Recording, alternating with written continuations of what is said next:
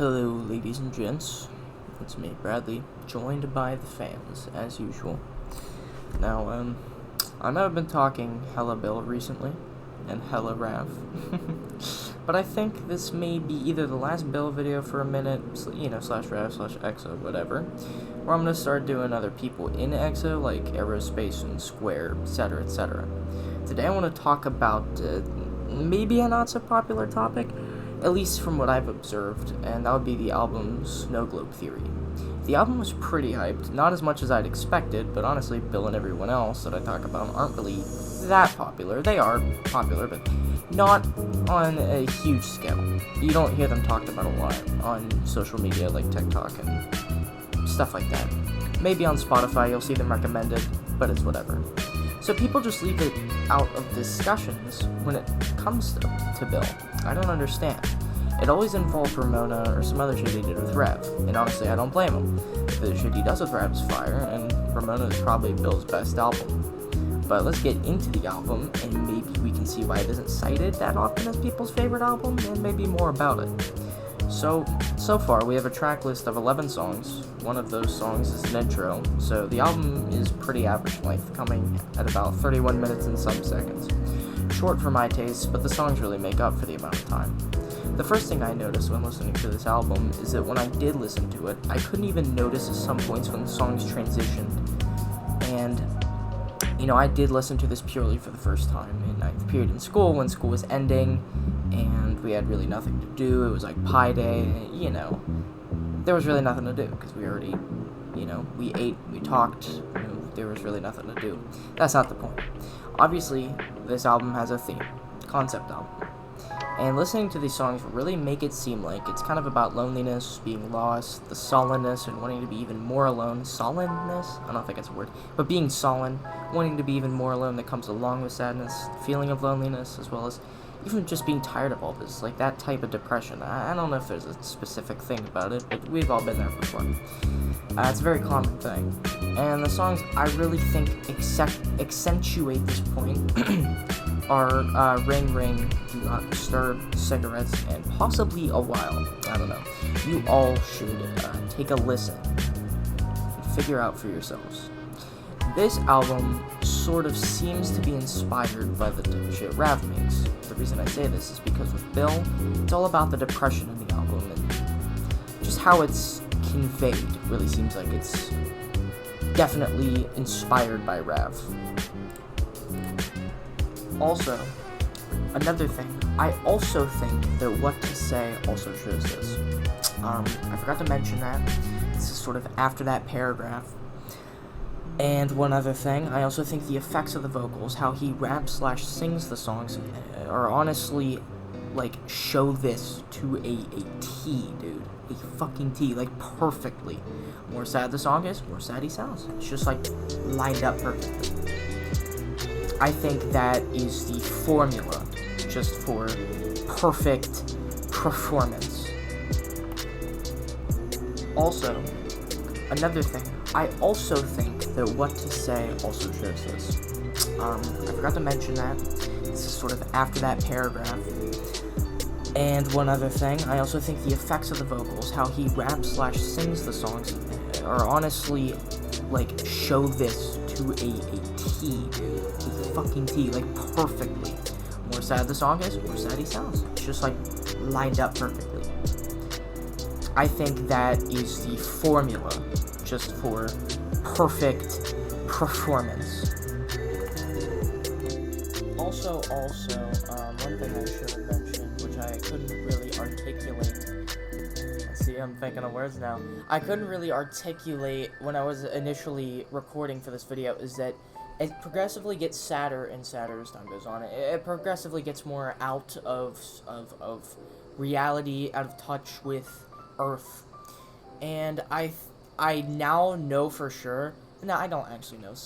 There's no confirmation here, but it's pretty apparent that the more the songs progress, because I did listen to it a second time. I don't know why.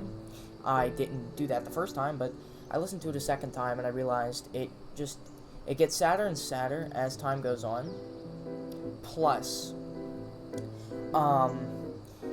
it also feels like the beats feeling spacey and being spacey. Sorry, my dog's whining in the background. The beats being kind of spacey is like indicative of it being farther and farther from Earth, the colder void. I believe that's what I think. I don't know.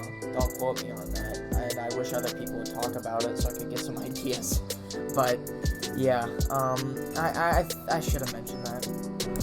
Now let's talk about the instrumentals. Most of the stuff is actually produced by Bill, with only a few songs not being produced by him, only 3, like literally a few. Do Not Disturb, Destiny Bond, and Spaceman are all not produced by him, but the other 8 tracks are, and they're really good, and even the songs that he doesn't produce are still really good. The vibe I get from most of these instrumentals is actually like an 80s, like spacey type vibe. Like if Messages from the Stars was sullen and sad and depressed, that type of stuff. Honestly, I think that was really creative on Bill's part. I'm not sure if that was on purpose, but you never know. Also, because of the fact the stuff he says in the songs mostly wouldn't be said, like, in the 80s on the radio. So it's sort of, like, not shocking, but just surprising to hear with 80s, like, instrumentals. I like 80s music, so I think his stuff is a vibe, honestly. I think Ring Ring is the song that shows us the most. As with most things, it does show the most of most things. And most of the stuff in this album is a spacey vibe, so it's not just Ring Ring. I mean, like part of Ib, Poltergeist, What to Say, etc., etc. You know, I honestly think it was on purpose. It was an on-purpose thing. This is too coincidental not to be. And if you know Bill, you know this isn't normally the type of stuff he makes. For the most part, he adds a sort of silly, playful vibe to it, and I respect that. Even in Ramona, there were parts that were, you know, sort of deviate from the seriousness, and it doesn't ruin the album. It still is really good. But this album honestly has none. It's just all seriousness and pure, sincere, genuine feeling. I think the song Ring Ring, you can hear the emotion in his words. I keep mentioning that song, especially in the chorus, and even in What to Say as well. It just sounds like he's longing for something, and if he's just disappointed in himself. And, you know, this would not be a Dinko video if I didn't say which songs are my favorite and which songs I would rank as the top. So, let's go with 3. The first best, in my opinion, would have to be Ring Ring. Chill vibe, space-like instrumental. The instrumental sounds like it would be from the 80s, the way it mixes, just from the beginning to the lyrics, keeping the same vibe and patterns, and instrumental, but just changing the sound, and percussion is mwah. He produced most of these, by the way, and I just mentioned that. I just realized. So, whatever. But Ring Ring he did produce, so I thought I should mention that. Bill's extremely good at his productions, and that is expressed through this song. I honestly love this song, just because of the amount of effort and effects put into it. I mean, what it talks about, everything. Definitely my favorite song of the album. I say the second best would have to be Do Not Disturb, and you guys probably already know the reasoning for this. It has Rav and Square on it. My belief is, with EXO, the more people the better. That's how it is for albums that EXO makes. When Square makes an album and Rav is there, it makes it better.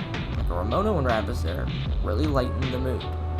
And despite the fact that Do Not Disturb was not produced by Bill, I still think it takes a number 2 spot because of the collaborations, because of how much his voice truly fits the instrumental, and the effect he uses on his voice truly fits the instrumental, especially when it comes to the chorus. The effects on his voice are insanely good. Like, I don't think I mentioned the chorus with Ring Ring, but, like, in the chorus, you can definitely hear the emotion in his voice. I think it's the same for Do Not Disturb.